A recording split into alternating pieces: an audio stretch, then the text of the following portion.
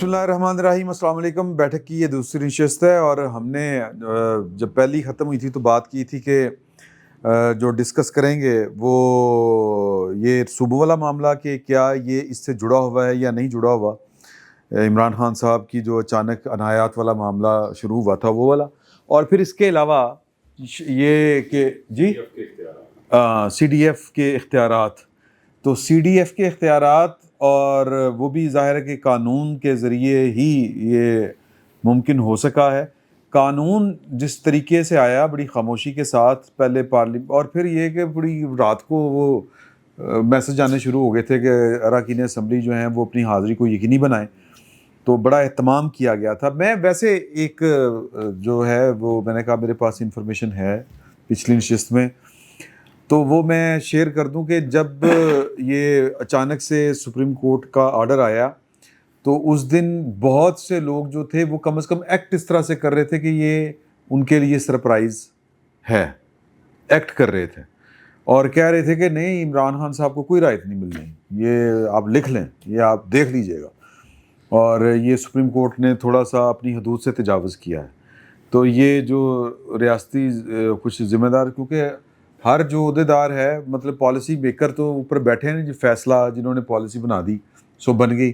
ایگزیکیوٹرز جو ہیں یہ میں ان کی بات کر رہا ہوں آپ کے ساتھ. تو یہ ایک تھا. اور پھر کل یہ بھی بات ہوئی کہ یہ ایک فیل آئی کہ یہ جو قانون پاس ہوا ہے بہت سی محفل اس لیے بھی سجائی گئی تھی کہ سموتھلی چیزیں جو ہیں وہ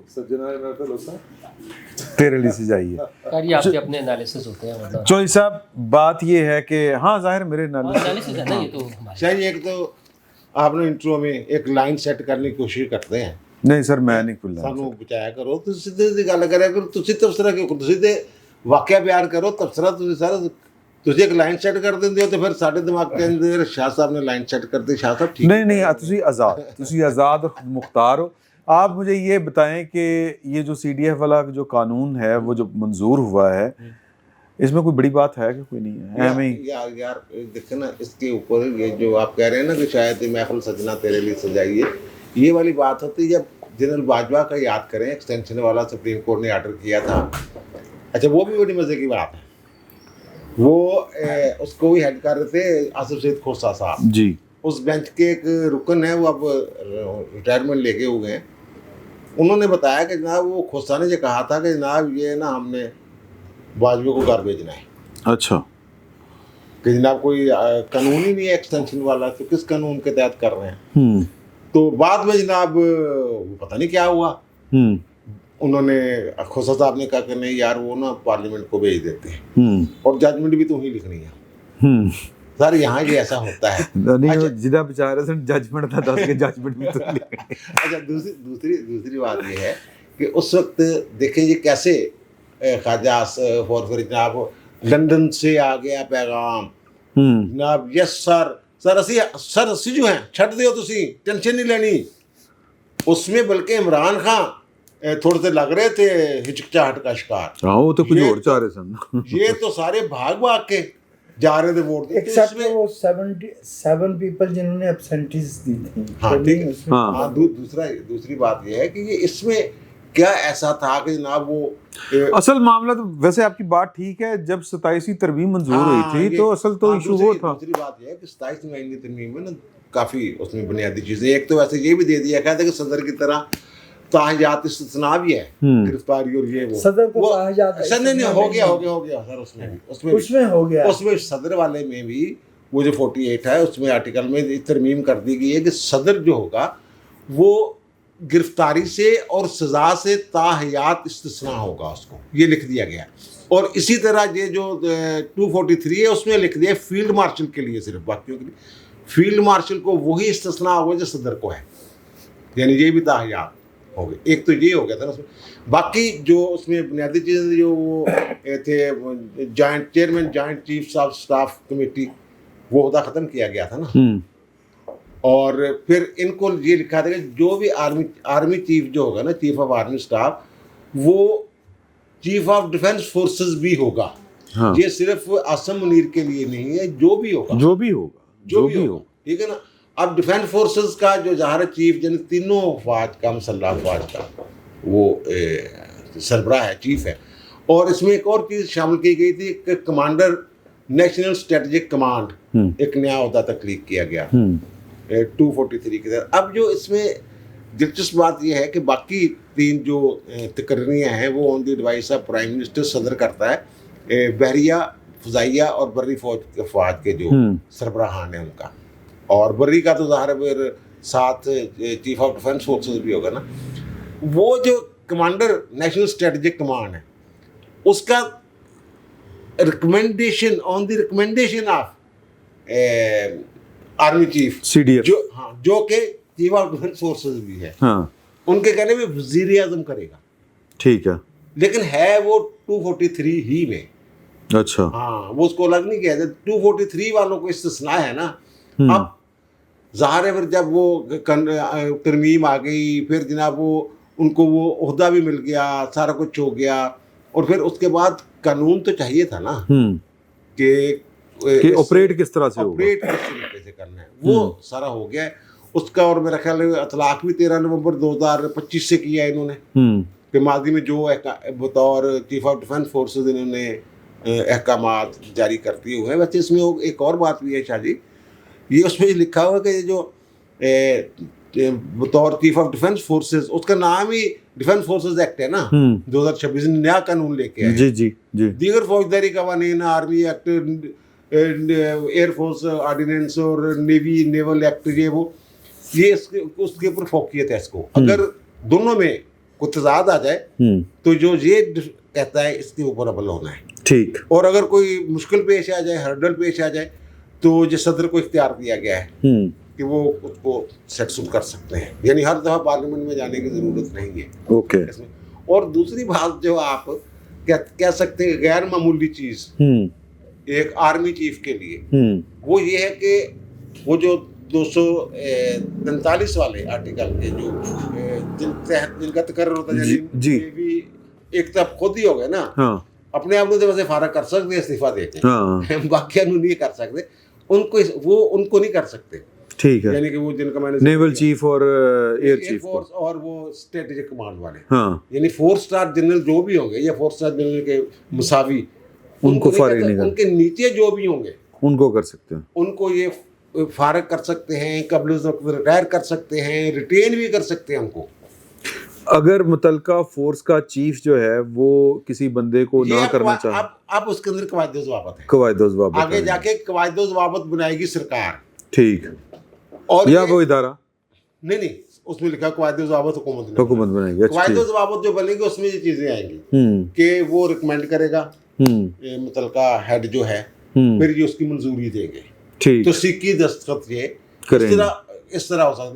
یہ 27ویں آئینی ترمیم کے تناظر میں یہ غیر معمولی آپ اس کو نہیں کہہ سکتے. لیکن 27ویں ترمیم غیر معمولی تھی, اس کو آپ غیر معمولی کہہ سکتے. وہ ہے ہی غیر معمولی. آئینی عدالت بن گئی, پتہ نہیں کی ہو گیا. ویسے جہاں گڈ ٹو سی والی گل سے پچھلی بیٹھک کر رہے سی, وہ اگر وہ نہ ہوندا نا, اندھا دھند ایک یک طرفہ کہہ لو تسی محبت گرفتاریاں نہ ہوندی, گرفتار نہ ہوندے گرفتاریاں, ٹھیک ہے نا.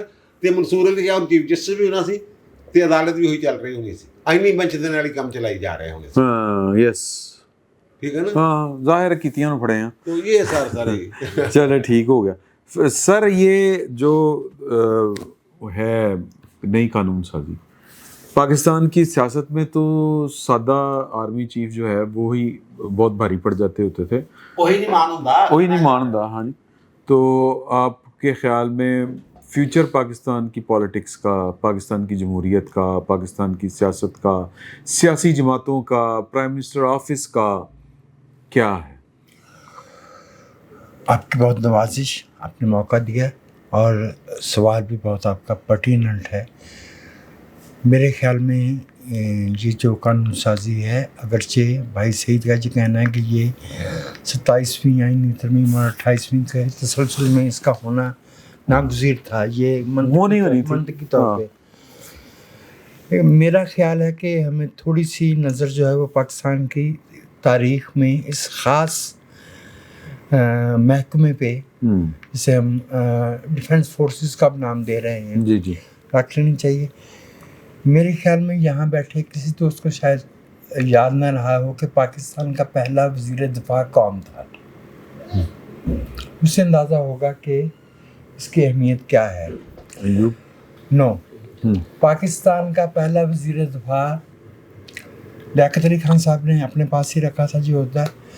पाकिस्तान का पहला वज़ीर दिफा अयूब खोड़ो थे, जिनके साथ झगड़ा था कराची और सिंध की अलहदगी का, और कराची को दारुल हुकूमत बनाने पे जिन्ना साहब के साथ। अच्छा सर, एक सेकंड वज़ीर दिफा से याद है, ये जो कानून है ना डिफेंस फोर्सेस, इसमें एक और चीज़ भी है, वो मेरे ख्याल इस तरीके से जिक्र नहीं हुआ मंजर आम पे नहीं, उसमें ये भी एक शिक जो है सेक्शन शामिल है कि ये जो चीफ ऑफ डिफेंस फोर्सेस होंगे ना, ये दिफा इस्तेहकाम और इस तरह के जो अमूर जो भी होते हैं सालमियत से मुतल्लिक़ अमूर में वज़ीर आज़म के मुशीर आला होंगे, चीफ एडवाइज़र होंगे, ये यानी सिक्योरिटी चीफ एडवाइज़र भी होंगे। वो दिफा वाली बात है, यूका वाली बात, ये जो इसको जरा चेक कर लीजिएगा।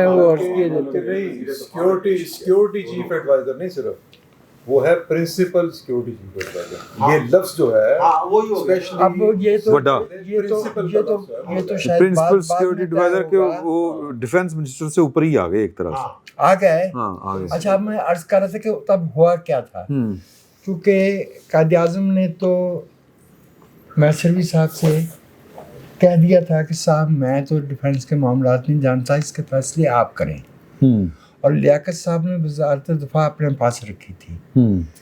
पहली दफ़े जो वज़ीर दिफा हमारे मुल्क में मुकर्रर हुआ वो अयूब खोड़ो साहब थे, और उनके पास ये इख्तियारात थे जो वज़ीर दिफा के पास होते हैं, जिस पे मुतल्लिका हलकों में बेचैनी पाई गई कि एक बगैर वर्दी का बंदा अब हमारे महकमे में अख्तियारात का मालिक होगा। नतीजा उसका ये हुआ कि 2 महीने के अंदर अयूब खोड़ो पे बादनवानी के, तवज्जो भाई नूरुल्लाह, बादनवानी के 62 इल्ज़ामात लगा के उन्हें फारग किया गया। 2 महीने वज़ीर दिफा बर्दाश्त नहीं हुआ था, और जो वो यानी ऑलमोस्ट रोज के 2 इल्जामात, जी हाँ, रोज के 2 इल्ज़ामात, ठीक है। फिर वो उन तमाम इल्ज़ामात से बरी हुए और उन्हें दोबारा से वज़ीर आला बनाया गया, तब जब 1 यूनिट मंजूर करवाना था। ये वज़ारत दिफा का कुछ रिश्ता सूबों के साथ भी जाके मिलता है, बरास्ता अयूब खोड़ो। नहीं, मैंने समझा शायद मुहसिन नकवी साहब कह रहे हैं। देखिए, आप तो बात की तह तक पहुंच जाते हैं ना, आप सीधे हैं, मैं तो शुगर आदमी, तो मुझे तो इसका मौका नहीं मिलता। आप तो बात की तह तक पहुंच जाते हैं। तो मैं अर्ज़ कर रहा हूँ वो ये है कि ये तीनों चीज़ें जुड़ी हुई हैं। जो कुछ पाकिस्तान की सियासत में मंजर आम पे हो रहा, आम आदमी के लिए तो ये वही कैफियत है जो हम लोगों को याद है कि जब भुट्टो साहब जेल में थे, हम तो हवा तेज़ चलती थी तब भी भुट्टो साहब की रिहाई के बारे में सोचते थे, और जिस दिन धूप ज़्यादा होती थी तब भी यही ऐसे ही था ना। पूरी कौम जो है ख़ास ज़हनी कैफियत से गुजर रही थी। हमने इमरान खान साहब के लिए वो ज़हनी कैफियत पैदा की है, मेहनत करके 10-12 बरस की मेहनत उसमें लगी है। वैसे ऑफिशियली तो यही कहा गया कि हमारी 2 बरस की मेहनत है, 2 बरस की तो नहीं है। ये तो चार्टर ऑफ डेमोक्रेसी से, ये चार्टर ऑफ डेमोक्रेसी से इंतकाम लिया गया था ना, ये वाला चार्टर ऑफ डेमोक्रेसी से नहीं, पाकिस्तान के अवाम से इंतकाम लिया, क्योंकि चार्टर ऑफ डेमोक्रेसी पाकिस्तान के अवाम के की बात करता था ना। मैं दोबारा अर्ज़ कर रहा हूँ कि देख लीजिएगा ज़रा इसको कि इसमें वज़ीर दिफा जो है वो वज़ीर दिफा रहेगा। वैसे अमली तौर पे तवील अरसे से पाकिस्तान में वज़ीर दिफा सबसे गैर अहम, फारुकुल बाल। वैसे भी 10 वजारतें ख़त्म करने की बात हो रही है वफाक में, तो पता नहीं कौन सी। और ये प्रोड्यूसर साहब मेरी तवज्जो दिला रहे थे इस तरफ कि ये उन्होंने अपने हाथों से अपनी दुल्हन सजाई है। वो ना नहीं अपने हाथों से उसकी दुल्हन सजाऊंगी, तो वो ख्वाजा। लेकिन ये हमारे ये प्रोड्यूसर साहब जो है ना, ये दुल्हन को सजते तो देख के दुल्हन की सुबह इन्होंने नहीं देखी। छोटी सी कॉन्स्पिरेसी थ्योरी जो है ना, कॉन्स्पिरेसी थ्योरी, یہ کریٹ کی جا سکتی ہے کہ اگر فیلڈ جو چیف آف ڈیفینس فورسز جو ہیں وہ پرنسپل ایڈوائزر کیا پرنسپل سیکورٹی ایڈوائزر ہو سکتے ہیں, پرنسپل ڈیفینس ایڈوائزر, ہاں ڈیفینس ایڈوائزر ہو سکتے ہیں, اور پھر وردی میں ماضی میں وزیر دفاع ہونا, وہ ساری چیزیں. اس کا مطلب یہ کہ وردی میں وہ حکومت کا حصہ بن جانا اس انداز میں, آگے جا کے پھر وردی میں کچھ اور بھی ہو سکتا ہے. یہ کنسپریسی تھیوری ہے, ایک شوشہ ہے. میں تو اس کو ٹھیک ہے نا, آج بھی یہی سمجھ رہا ہوں کہ دیکھیے یہ جو ختم ہو جائے گا, یہ جو یار وہ میری باری ہے کہ دوبارہ پھر لمبا ہو جاتا ہے. وہ جو مشرف والا تھا وہ یہی تھا نا کہ وہ جو ماہتا ہوا تھا مولانا ایم ایم نومبر 2003 والا, ٹھیک ہے, وہ وردی اتار دیں گے وہ, لیکن وہ آرٹیکل 63(1)D کو ایکٹیویٹ کیا گیا تھا کہ اگر قانون اجازت دیتا ہو تو 2 عہدے رکھ سکتا ہے. 43 کو ایکٹیویٹ نہیں کیا گیا تھا. اس طریقے سے پھر جو ہو سکتا ہے قانون اجازت دے تو کوئی اور معاملہ بھی اس طرح کا ہو جائے. میں تو سمجھتا ہوں یہ پروڈیوسر صاحب یہ جو سعید شاہی صاحب نے بات کی ہے اس کا ایک کلپ علیحدہ سے نکال کے آپ رکھ لیں تو سازشی نہیں سازشی مفروضے بعض اوقات کامیاب ہو بھی جاندے نے, ایویں ہو جاندے نے. ہون گے تو پھر انہوں نے دکھاں گے, جے نہ بھی ہوئے تد بھی بخا دیں گے. میں تو کہا کہ اگر ہو گیا تو لکی ویکھ لین گے, جے کچھ ہور ہو گیا تو پھر وہ ویکھ لین گے. عملی طور پہ تو بھائی Khalid, we have gone back to the times of East India Company. East India Company کے ساتھ بھی یہی معاملہ تھا کہ یہاں کے رہنے والوں کو اپنے معاملات میں دخل ہی نہیں دیتی تھی. جب ہمارا آپس میں جھگڑا ہوتا تھا تو انصاف کرتے تھے.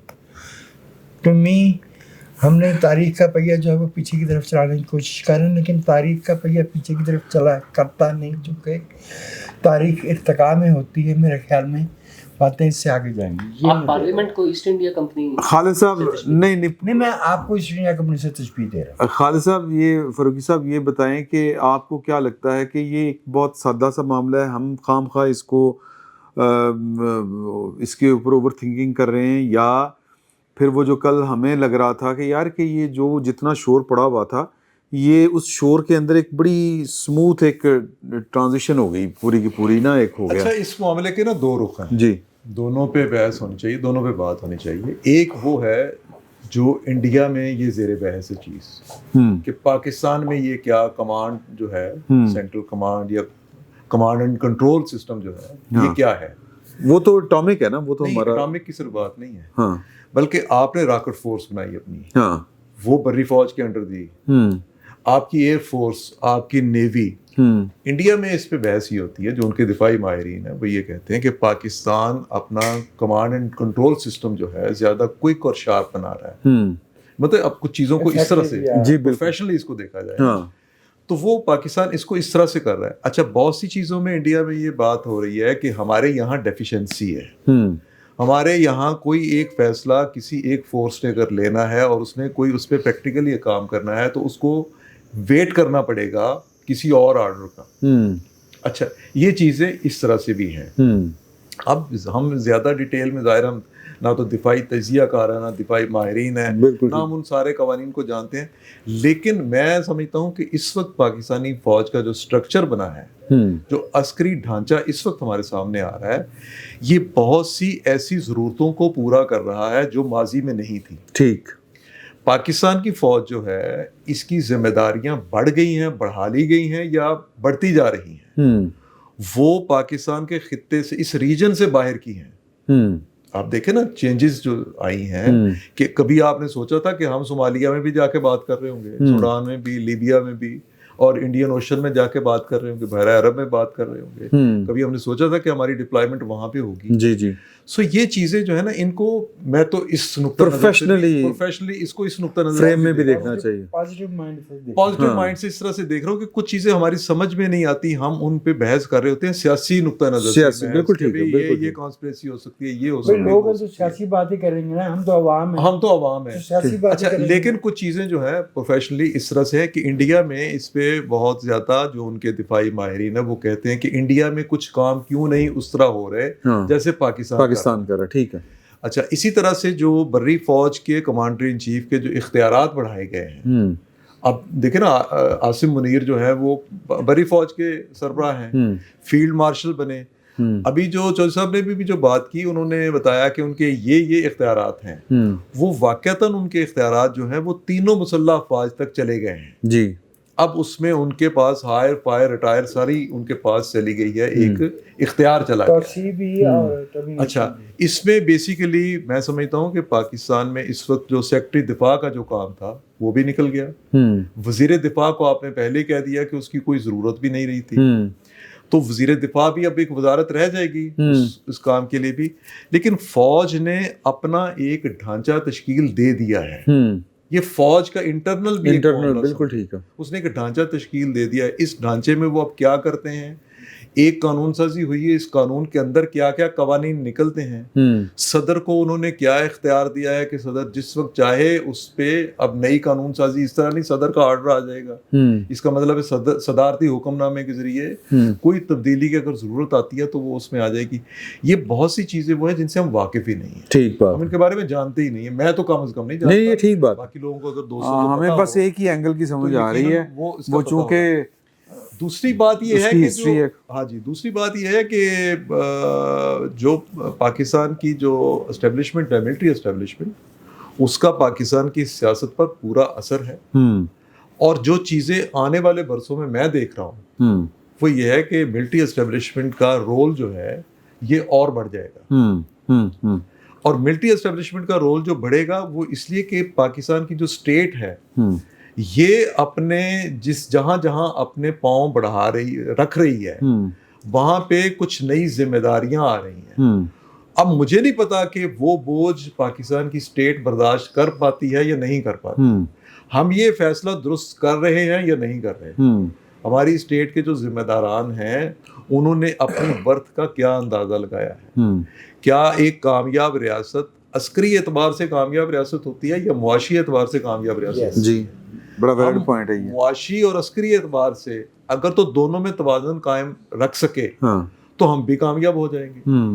اور اس میں بھی میں سمجھتا ہوں کہ اگر معاشی طور پہ آپ کامیاب ہو بھی جاتے ہیں تو آپ کو پھر بھی ایک توازن ایسے کو برقرار رکھنا ہے جس میں آج آپ نے اپنی اسٹیٹ کے جو لوگ ہیں، اسٹیک ہولڈر جو ہیں، ان کی حالت کو بہتر بنانا.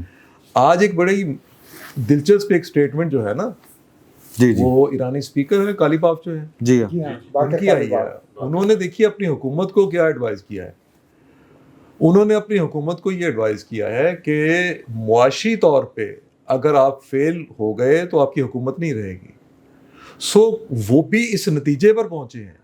تو پاکستان میں یہ جتنی قانون سازی ہوتی ہے، جس طرح سے اسپیس کریٹ کی جاتی ہے، اس میں مجھے نہیں لگتا کہ کوئی نئی اور قانون سازی بھی ہو جائے تو اس نے پارلیمنٹ کو کیا متاثر کرنا ہے. پارلیمنٹ تو پہلے ہی جہاں پہ ہے وہ ہمیں وہاں پر ہے. اگر آپ جنرل باجوہ کو دیکھ لیں، جنرل کیانی کو دیکھ لیں یا کسی اور راحیل شریف کو دیکھ لیں، ان کی موجودگی میں بھی ہماری پارلیمنٹ اتنی ہی سہمی ہوئی تھی جتنی آج ہے. تو آپ ڈیزگنیشن چینج کرتے رہے، مطلب کوئی نئے عہدے بناتے رہے، ان عہدوں کو نئے اختیارات دیتے رہے. ہاں، کیا فوج کا انٹرنل جو سیٹ اپ ہے وہ ان ساری چیزوں کو اسی طرح سے ایکسیپٹ کر رہا ہے؟ یہ ان کے سوچنے کی بات ہے، ہمارے سوچنے کی بات ہے. ایک سوال میں کر لوں جی. خالد بھائی یہ بتا دیجئے کہ یہ جو ہماری معیشت کی موجودہ حالت ہے یہ ان ذمہ داریوں اور ان اختیارات کے ساتھ کورسپونڈ کر رہی ہے جو ہم اسیوم کر رہے ہیں؟ نہیں دیکھیے، میں تو بالکل نہیں سمجھتا کہ ہم اس وقت جس معاشی حالت میں ہیں ہم اپنے ڈیفنس بجٹ کو جو اس وقت جو چل رہا ہے، گزشتہ کئی سال سے چل رہا ہے، ہم تو اس ڈیفنس بجٹ کو منجمد کرنے پر مجبور ہو گئے تھے. اب ہمارا ڈیفنس بجٹ جو ہے وہ بڑھتا جائے گا، اور جب یہ بڑھتا جائے گا تو صرف اسٹیٹ کے سوچنے کی بات اور ذمہ داران کے سوچنے کی بات یہ ہے کہ آپ نے ڈیفنس بجٹ کے لیے جو آپ کو وسائل چاہیے، کیا آپ نے یہ صوبے بھی اسی وجہ سے نہیں ہم کرے 18ویں ترمیم کی ریورسل، اور پھر جو اس دفعہ بھی ہوا ہے. دیکھیے میں آپ کو ایک بات، ہم نے تھوڑا سا شیئر کم کیا صوبوں سے لیے پیسے. اب ہم صوبوں کی جب بات کرتے ہیں نا، میرا یہ خیال ہے کہ زیادہ قصور صوبوں کے وسائل کا نہیں، بنیادی طور پہ صوبائی حکومتوں کا ہے. معاملہ یہ تھا کہ جو NFC ایوارڈ نے پیسے دیے صوبوں کو، اس پہ کسی کو تکلیف نہیں ہونی چاہیے. ٹھیک. اچھا صوبے مضبوط ہوں گے تو وفاق بھی مضبوط ہوگا. انڈیا میں تھوڑا سا الٹ سسٹم ہے ویسے, وہاں وفاق کا حصہ شاید زیادہ ہے صوبوں کی نسبت. وہاں جو محاصل کی تقسیم ہوتی ہے انڈیا میں شاید ذرا مختلف ہے. لیکن پاکستان میں بنیادی طور پہ جو ہمارے وزرائے اعلیٰ ہیں وہ تمام وسائل پر قابض ہو گئے. آپ ایک دیکھیے نا کہ ہم نے شاید پہلے یہ بات کی ہے کہ اگر لاہور کا ایک شہری جو ہے اس پر ایک سال میں کتنے پیسے خرچ ہوتے ہیں, اگر 11,500 پہ, مجھے جو میں ایک رپورٹ یاد ہے وہ 11,500, وہ ایک دوست ہے وہ رپورٹ مانگ رہے ہیں آپ والی نا, ایک ہمارے دیکھنے ہاں, والے, کہ اگر وہ خرچ ہوتے ہیں تو یہ لیا میں, راجن پور میں, جو دوسرے جو علاقے وہاں پر کتنے ہوتے ہیں, وہاں پہ کیوں نہیں اتنے خرچ ہو رہے. سو جو وزرائے اعلیٰ کے ثوابدیدی اختیارات ہیں نا, کہ آپ نے کوئی بھی کام لاہور میں کرنا ہے تو اتنے بلین سے شروع کر دیں بھی, آپ نے گجرانوالہ میں کرنا ہے تو اتنے بلین سے شروع کر دیں. آپ یہ وسائل کی تقسیم بیسیکلی جو صوبائی ایوارڈ آنا تھا, صوبائی کمیشن جو بنا تھا, فنانس کمیشن جو بنا تھا, کیونکہ وہ نہیں بنا تو اس لیے جو بھی اس کی کوئی شکل ان فیوچر نکلتی ہے, بلدیاتی الیکشن کے تھرو نکلتی ہے, لوکل گورنمنٹ جیسے ابھی حکومت یہ سوچ بھی رہی ہے, یا پھر ایڈمنسٹریٹو یونٹ جو ہیں وہ بنتے ہیں, تو جس طریقے سے بھی ہو یہ وسائل وہاں جانے چاہیے. صوبوں کے وسائل پہ, صوبوں کو جو حصہ ملتا ہے اس پہ اعتراض نہیں ہونا چاہیے. جو وزرائے اعلیٰ جس طریقے سے اس کو استعمال کرتے ہیں, جتنا وہ ان کا انہوں نے غصب کیا ہوا ہے سارا کچھ, وہ غلط ایک طریقہ کا. سر صوبوں کی بحث ٹھنڈی عارضی طور پر پڑی ہے یا آپ کو لگتا ہے کہ معاملات کہیں پر طے پا گئے ہیں؟ وہ دیکھیں نا پنجاب والے بہرحال ایک ہی صوبے میں نہیں تھے لوکل گورنمنٹ والے. ایک اطلاع یہ ہے کہ لوکل گورنمنٹس جو ہیں وہ پرویز مشرف صاحب والی کے اوپر کہیں نہ کہیں اتفاق رائے پیدا ہو گیا ہے, اسی وجہ سے کافی ساری چیزیں جو ہیں وہ بدل رہی ہیں. آپ کیا کہتے ہیں؟ ہاں نہیں بالکل ایسے ہی لگ رہا ہے کہ کچھ اتفاق ہو گیا. جیسے پنجاب گورنمنٹ فوراً جلدی الیکشن جو ہے نا دسمبر جنوری میں کرانا چاہ رہی ہے تاکہ یہ جو صوبوں کا یا انتظامی یونٹس کا معاملہ ہے تھوڑا سا بیک برنر پہ چلا جائے. اب میں ذرا اس پہ بھی تھوڑی سی بات کرنا چاہ رہا ہوں کہ پاکستان جو ہے ہم لڑ تو جمہوریت کے لیے رہے ہیں, جد و جہد کر رہے ہیں, اگرچہ جد و جہد والے کام ہو گئے. ایک خاص ساتھی کی طرح ہلائی ہے اپنے. اچھا تو جی بسم اللہ. اچھا ہم ایکچولی تو ریورس گیئر کی طرف جا رہے ہیں نا.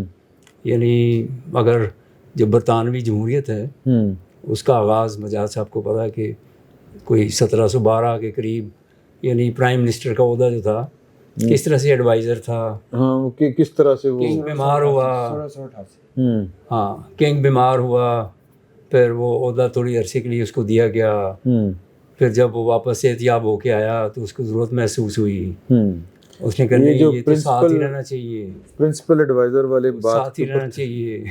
اچھا پھر آگے تقریباً مکمل جو کلیدی قسم کے اختیارات ہیں پرائم منسٹر کے وہ 1905 کے قریب سینچری بنتا ہے. ہاں تقریباً 1905 کی ایک ڈیٹ دیتے ہیں کہ اس میں وہ آخری جو کوئی اختیار تھا وہ بھی ان کو مل گیا, یعنی کہ وہ کریٹ ہوا اور پھر وہ آگے اب جمہوری گریجولی چلتا رہا. تو ہم ان کا ایک ریورس میں جا رہے ہیں. ہاں بالکل الٹ. ہاں ٹھیک ہے. حالانکہ دنیا یہ پروو کر رہی ہے کہ جمہوری جو ملک ہیں ان میں زیادہ ترقی ہوئی ہے عوامی سطح پہ, اور ٹھیک ہے کچھ لوگ چائنا کی مثالیں دیں گے یا عرب ممالک کی دیں گے کہ جی وہاں وہ, لیکن اس کی مثال کوئی اتنی اچھی نہیں ہے. 30 بڑی معیشتوں میں سے صرف 3 ہیں جو غیر جمہوری ہیں, باقی 27 جمہوری ہیں. زیادہ جمہوری مطلب اتھارٹیرین یا ٹوٹلیرین. تو دوسرا جو معیشت کی بات ہو رہی تھی ابھی کہ معیشت جو ہے وہ کہاں پہ کھڑی ہے, تو ایران جو کہ فتح کا اعلان کر چکا ہے, لیکن آج ہی کسی CNN نے ایک ان کے کسی فوٹو جرنلسٹ سے انٹرویو کیا ہے, اس نے یہ ورڈ یوز کیے ہیں کہ اس وقت جو جنگ ہے وہ ایران کے اندر ہے اور وہ اکانومی کی جنگ ہے, یعنی کہ ہم مر گئے. صحیح ٹھیک ہے. تو اس پہ اکانومی کے تو ادھر بھی دگر کو ہی لاتا, دنیا کو اس پہ فوکس کرنا. انہیں پرواہ اس لیے نہیں ہے کہ وہ کتنے بھی لوگ مر جائیں یا لوگوں پہ جو بھی ہو وہ جواب دہ نہیں ہے. ہمارے ملک میں کوئی جواب دہ ہے؟ آپ تو ہیں افتخار صاحب ہوتے ہیں. نہیں آپ کے خیال میں کوئی جواب دہ ہے وہ افتخار صاحب والے پروگرام کے علاوہ کوئی؟ بھائی نور اللہ آپ کا مسئلہ جو ارے بھائی میں ایک عرض کر دوں وہ مجھے اتفاق سے یاد آ گیا تو بہت اہم بات میں عرض کر دوں. ہمارے ایک محترم سننے والے ہیں پاکستان میں صفحے اول کے شاعر احمد مشتاق, وہ 83 سے پاکستان میں ہے نہیں, وہ ہماری بیٹھک سنتے ہیں. اچھا تو پچھلی دفعہ میں نے ایک شعر پڑھا تو اس پہ کسی دوست کے ذریعے مجھے پیغام آیا کہ یہ وجاہت نے کیا کیا ہے, 2 مختلف شاعروں کے 2 مصرے ملا دیے. تو میں نے کہا کہ بھائی احمد مشتاق کو ظاہر معلوم نہیں ہو سکتا تھا, میں ملازمت کرتا تھا فیملی پلاننگ میں اور میرا کام تھا معنی حمل اشیاء کی ایلوکیشن کرنا. تو بس جب کر رہا ہوتا تھا تو ساتھ ساتھ میں یہ شعر تنزیہ پڑھا کرتا تھا. لرزتا ہے میرا دل زحمت مہر درخشاں پر کہ یہ ٹوٹا ہوا تارا مہ کاملہ بن جائے. پہلا مصرع غالب کا ہے, دوسرا اقبال کا ہے. تو وہ جان بوجھ کے کر رہا تھا, وہ تنزیہ کر رہا تھا, وہ اتفاق سے چونکہ مجھے یاد تھا اسی طرح سے تو میں نے کر دیا. لیکن وہ میں نے کہا کہ آپ نے کہہ دیا پہلا غالب کا دوسرا مغلوب کا ہے. غالب کا دوسرا اقبال کا ہے. تو سر ابھی آپ کی بات ਨੂਰ ਅੱਲਾ ਸਾਹਿਬ ਗੱਲ ਫਿਰ ਉੱਥੇ ਆ ਕੇ ਖਲੋਗੀ ਜਿੱਥੇ ਤੁਸੀਂ ਹੁਣ आपने जो लुकमा दिया था کہ ایک کل ہمارے اتفاقاً بات کر رہے تھے کہ یار کہ بات یہ ہے کہ اپنے فیصل وڑائچ صاحب کہ جو پاکستان اس وقت انٹرنیشنلی الائنمنٹس کر رہا ہے, یہ مکہ پیکٹ جو ہوگا اس کے بعد یہ نہیں ہو سکتا کہ پاکستان میں کوئی اس طرح کا فریق اٹھے جو کسی کے کہنے کے اوپر, جس نے پہلے سی پیک کا جو بھی کیا تھا اور وہ ان کی ریزرویشنز ہیں اس طرح کے یعنی معاملہ کہ آپ کی جو لوکل پالیٹکس ہے وہ کہیں ان معاہدوں کا بیڑا غرق نہ کر دے. تو وہ کہہ رہے تھے کہ تسلی رکھیں یہ کام اس طرح سے نہیں ہونا. تو صوبوں والا معاملہ بھی اسی سے جڑا ہوا ہے کہ صوبوں سعید چوہی صاحب کا ایک خیال تھا پچھلے دنوں کہ پیسے بہت آنے ہیں, وہ صوبوں کے پاس چلے جانے ہیں, وفاق پھر وحدہ رہے گا, ڈیفنس جو ایکسپینڈیچرز ہیں وہ کس طرح سے ان کو میٹ کرنا ہے. پھر مطلب ایک یہ, پھر دوسرا یہ کہ جو آپ کی پالیٹکس اور یہ پھر جو قانون سازی ہوئی ہے, یہ دونوں تینوں چیزیں ملا کے بات کوئی ایک ہی بنتی نظر آ رہی ہے.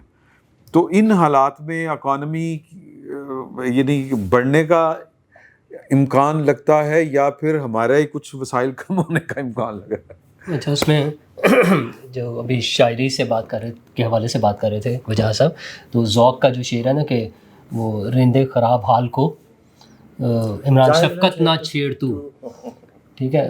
تو ہم جو سی ڈی ایف کے حوالے سے بات کریں اس میں ایک اور پہلو بھی میرے خیال میں اس کا بنتا ہے کہ ایک آفس تھا chairman joint chief of staff committee. ہاں, تو بظاہر تو وہ تمام فورسز کا سربراہ تھا, ہاں, اور اس کی کمان ہونی چاہیے تھی, اس کی کمان میں ساری چیزیں ہوتی ہیں.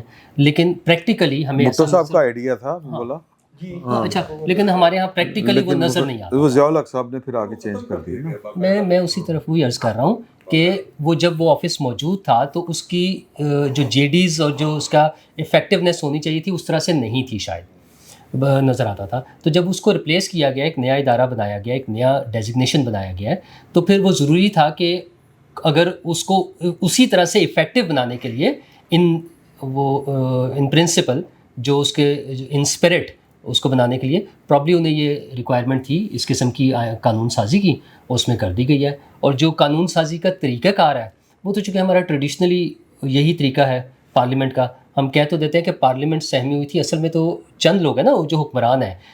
اگر وزیر اعظم صاحب کہیں کہ پارلیمنٹ میں بحث ہونی ہے کسی بھی اس پر, ہمارے ہاں تو ہوتا ہی ہے کہ 25-30 قوانین ایک دم سے آتے ہیں اور 80-90% جو ممبرز ہیں شاید انہیں دیکھتے بھی نہیں ہوں گے. سائن کرنے ہوتے ہیں, ہاتھ اٹھانے ہوتے ہیں, اور ہاتھ بھی جتنے اٹھانے ہوتے ہیں جو اسپیکر صاحب نے یا جو ہیڈ کر رہے ہوتے ہیں وہ کہہ دیتے ہیں کہ یس تو بس یس ہو گیا. مزہ آتا ہے, مزہ آتا ہے. اگر میں بات پوری کر لوں تو پھر اس میں کر لیں گے. سر وہ نہ صرف ہاتھ کھڑا کرتے ہیں بلکہ ایسے چہرہ بھی دکھاتے ہیں, میں بھی ہوں. اب حمزہ شہباز صاحب کبھی گئے ہی نہیں, ہاں بھائی صاحب پہنچے ہوئے تھے, ہاتھ کھڑا کر کے چہرہ بھی دکھایا, اور وہاں انہوں نے وہ گہما گہمی بھی کچھ دکھائی کہ جناب میں ہوں یہاں. میں یہ عرض کر دوں کہ صرف چہرہ دکھانے کی بات نہیں ہے. جب قمر باجوہ صاحب کی توسیع کا معاملہ قومی اسمبلی میں تھا تو ایک معزز خاتون رکن نے कुछ ऐसे इशारे भी किए थे जो मैं तो क्या नूरुल्लाह भी नहीं कर सकते। लिहाजा सिर्फ चेहरा दिखाने की बात नहीं है, यहाँ बहुत बहुत कुछ होता रहा है पानी। यार ये मैं भी पीछे नहीं रहना चाहिए था। जो उन्होंने बात की, मैं तो क्या नूरुल्लाह साहब भी नहीं कर सकते।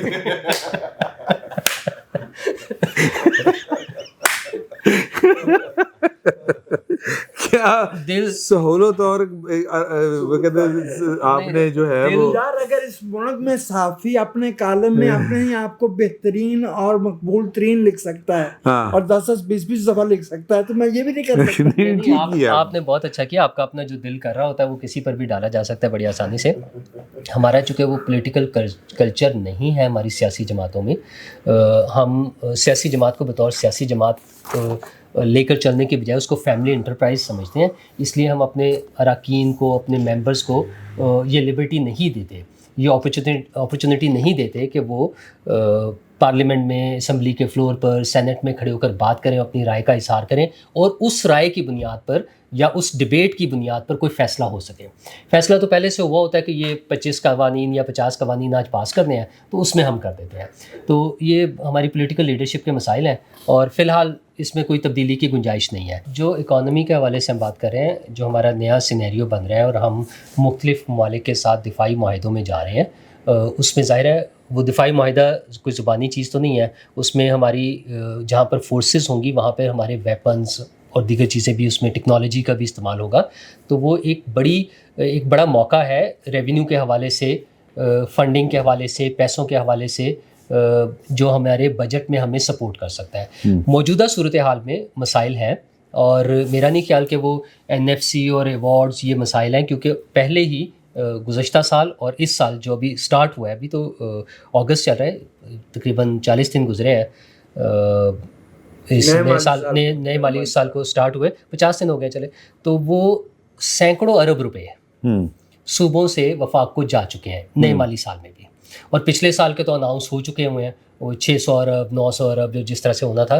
तो ये जो फंड्स का अरेंजमेंट है वो तो ऑलरेडी हो रहा है। मेरा नहीं ख्याल कि वो बहुत बड़ा इशू है। ये सूबों की जो तकसीम होनी है वो, या सूबे नए बनने हैं, उसके मुहर्रिकात शायद कुछ और है। मेरा ख्याल है कि उसमें सिर्फ फंड्स का नहीं, अगर फंड्स का होता तो फंड्स तो हम इस तरह से बहुत अच्छे तरीके से ऑलरेडी मैनेज कर रहे हैं।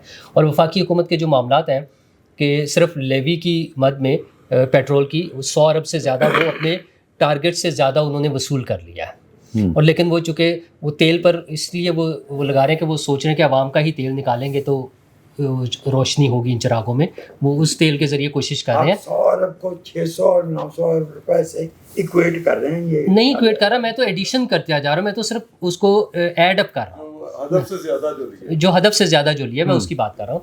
और दूसरी तरफ ऑस्टेरिटी, छोटी छोटी जॉब्स ख़त्म कर दें, लाइट बंद कर दें, दुकान बंद कर दें। और पिछले 5 साल में 68 बिलियन रुपीज़ की गाड़ियाँ खरीदी गई हैं सिर्फ वफाकी हुकूमत ने। अभी मैं इसमें किसी सूबाई हुकूमतों का जिक्र नहीं कर रहा। ये रिजवान भाई साहब ने भी आज ट्वीट किया, उन्होंने ट्वीट किया हुआ है। तो वो हुकूमत जो एक तरफ हमें सुनाती है कि मसाइल हैं, कुर्बानी देनी है, वज़ीर आज़म साहब कपड़े बेचने की बातें करते हैं, वो वफाकी हुकूमत। और 5 साल की जब मैं बात कर रहा हूँ तो तकरीबन ये पूरा दौर हमारे शहबाज शरीफ साहब का ही बन गया ना, 4.5 साल ये है। इस 5 साल में 68 बिलियन रुपीज़ की गाड़ियाँ खरीदी गई हैं वफाकी हुकूमत ने।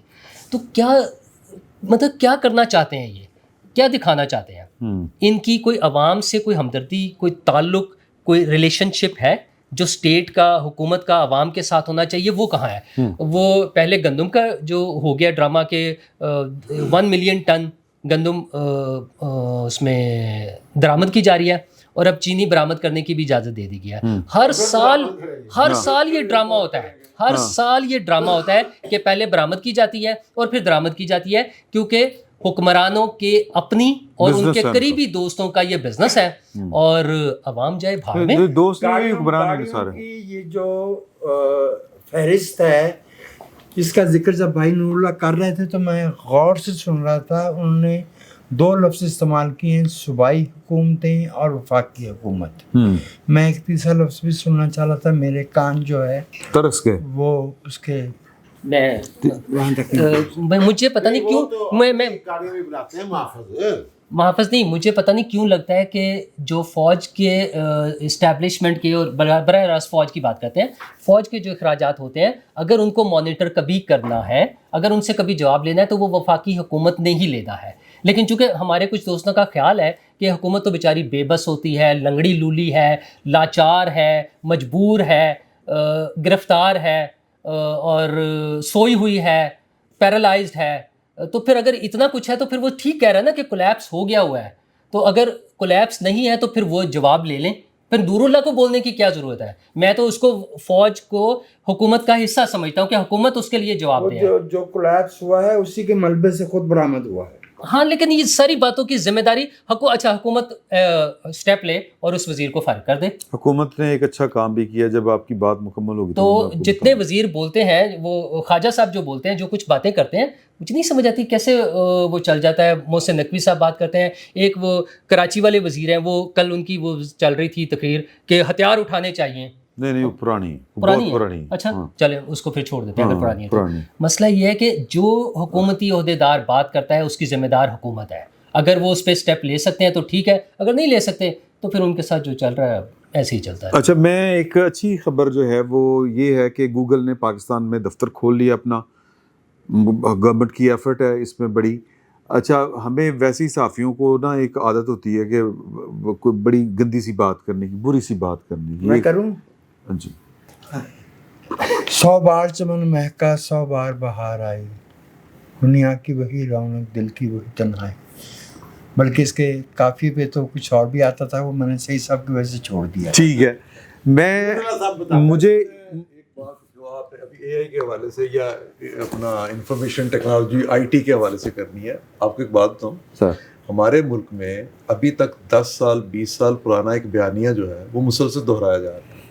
اور اب بھی ہم جو موقع گارڈ ہوا نا اس میں بھی بات یہ کرتے ہیں کہ پاکستان کی افرادی قوت مستقبل کا سب سے بڑا بوجھ افرادی قوت ہے.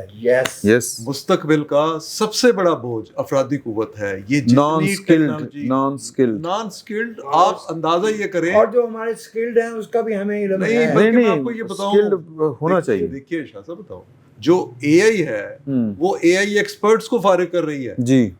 اور ہم اپنی اس اسکل میں آئی ٹی میں ہم کتنا پیچھے ہیں، اور ہم بڑا پراؤڈلی بتاتے ہیں کہ ہمارے پاس 7 کروڑ نوجوان ہیں. ہم بتاتے ہیں 6 سال سے لے کے 29 سال کی ایج کے ہمارے پاس 16 کروڑ لوگ ہیں. جی جی. یہ 16 کروڑ لوگ آپ یہ ذہن میں رکھیں. 10 سال پہلے اسکینڈینیوین کنٹریز میں اس بات پر بحث ہو رہی تھی کہ ویکلی ورکنگ ڈیز کتنے ہونے چاہیے. ان ورکنگ ڈیز کو وہ کم کر کے اور پھر ورکنگ آورز کو کم کر کے پھر وہ کہہ رہے تھے کہ پھر بھی ہمارے پاس اتنے لوگ فارغ رہ جائیں گے. ان کو ہم نے کیا کرنا ہے؟ پاکستان میں، انڈیا میں، ان جیسے کنٹریز میں ایسی بالکل کوئی سوچ نہیں. اسپیشلی پاکستان میں جہاں پہ غریبوں کی تعداد جو ہے، غربت کے نیچے جانے والوں کی تعداد وہ 39% وہ ہے جو سرکاری طور پہ.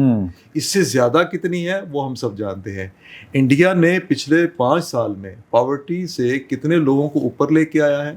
چائنا کتنے لوگوں کو لے کے گیا اور ان کی پلاننگ کیا ہے.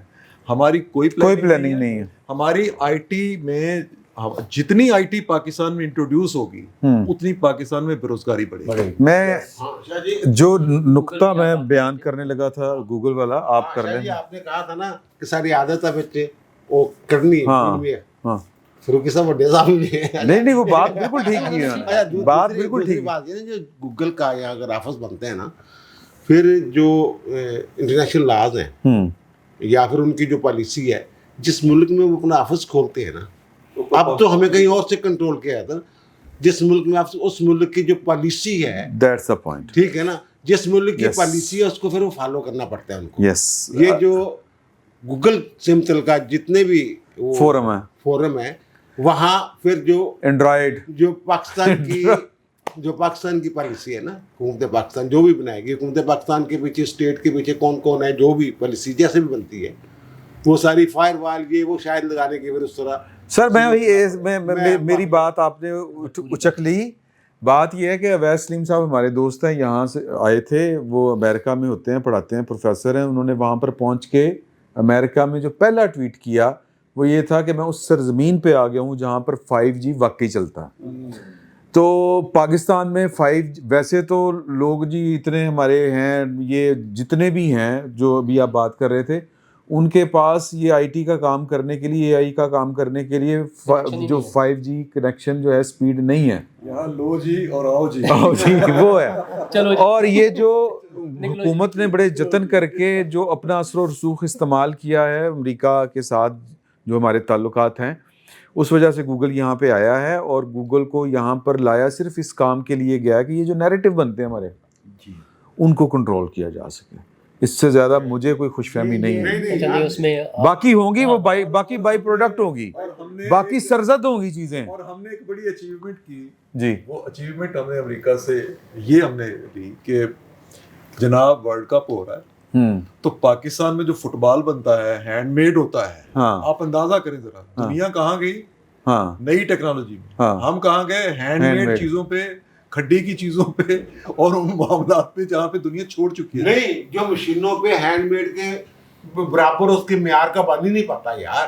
ہاں یہ بھی ایک ہے، وہ کرکٹ کا جو بھی گیند ہے وہ ایک روایت ہے نا.